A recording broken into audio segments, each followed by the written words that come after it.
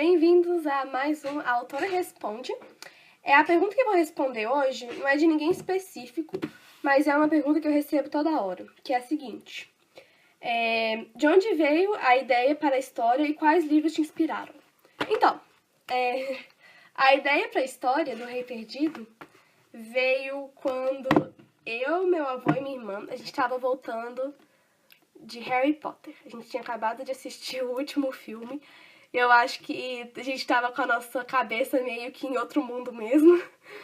E aí meu avô, ele reparou numa árvore bem gordona, assim, daquelas bem grossas, e falou assim, nossa, imagina se tivesse um mundo mágico dentro dessa árvore. Porque ela era tão grande, né, que dava pra inventar um outro mundo dentro dela.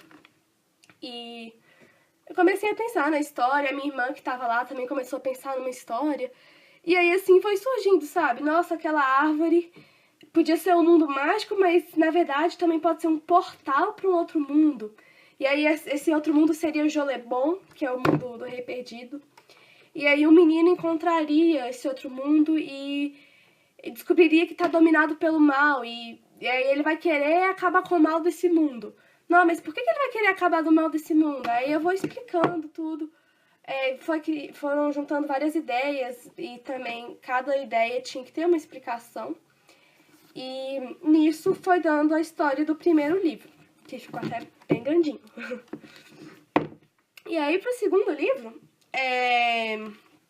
O Império Subterrâneo, a intenção era explicar algo que acontece no final do primeiro, explicar de onde surgiu esse Lorde do Mal, esse Lorde Perversos, de onde estão os deuses e o passado dos personagens.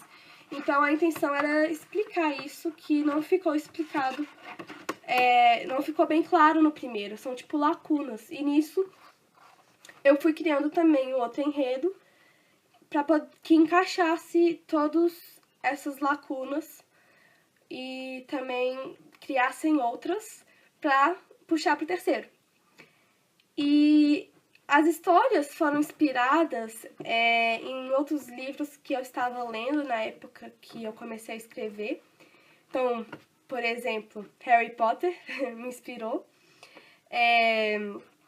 Eragon, A Bússola de Ouro também. Tem alguns detalhes de alguns personagens, características deles, que se parece com características de alguns personagens de Jogos Vorazes, que é um livro que me marcou quando eu estava escrevendo. Então, eu acho que a Percy Jackson também, porque eu coloco um pouco de mitologia nas histórias, eu crio a própria mitologia, então eu acho que teve um pouco dessa influência. E então, eu acho que eram histórias que estavam na minha cabeça quando eu fui escrevendo e foi gerando essas ideias. E é isso, eu espero que tenha respondido a pergunta e tchau!